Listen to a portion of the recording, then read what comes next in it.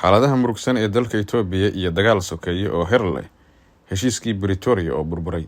Waxaa sii kordhaya colaadaha Itoobiya. Wararka naga soo gaaraya gobolka Tigreega ayaa iyana sheegaya in TPLF go'aansatay in shacabka gobolka galo xaalad degdeg ah una diyaar garoobo sidii la isaga difaaci lahaa weerarka la filayo ee kaga imaanaya Addis Ababa. Shir uu yeeshay golaha dhexe ee ururka TPLF waxaa la isku afgartay arrimo taabanaya jiritaanka Tigreega, dagaalka laga soo abaabulaya Addis Ababa iyo sida lagu wajahayo xaaladaha cakiran.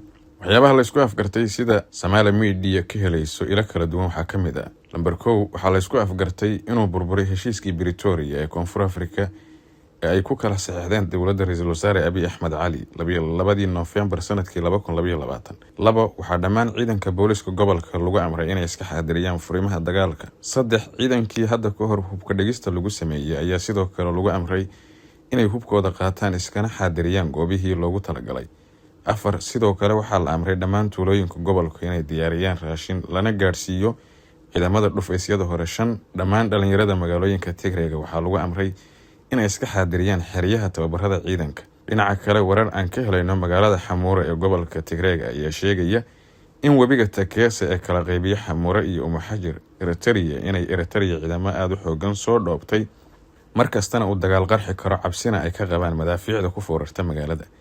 Waxaa kale oo na soo gaaraya in goobaha kumanaanka ciidan ee Itoobiya ay joogaan ay kala yihiin Walqayta, Tasalamta, Abargeele iyo xuduudka Canfarta iyo Tigray.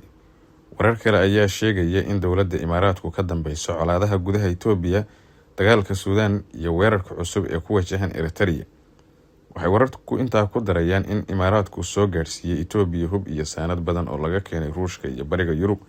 Waxaa xusid mudan inuu bilowday soonkii Amxaarada 16 bishan Febraayo 2026 ama 2 maalmood rabadaanka ka hor, wuxuuna soconayaa 55 maalmood.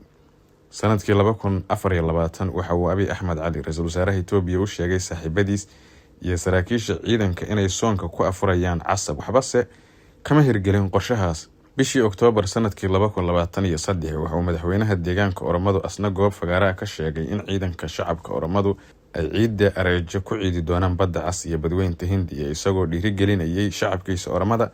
Taasina ma aysan dhicin. Dad badan ayaa aaminsan inaysan madaxda Itoobiya haynin taag tamar iyo talatoon. Waxa kaliya ay ku sii joogi karaan xukunka ay tahay inay colaado joogto ah ka horiyaan gudaha Itoobiya iyo dalalka dariska ah.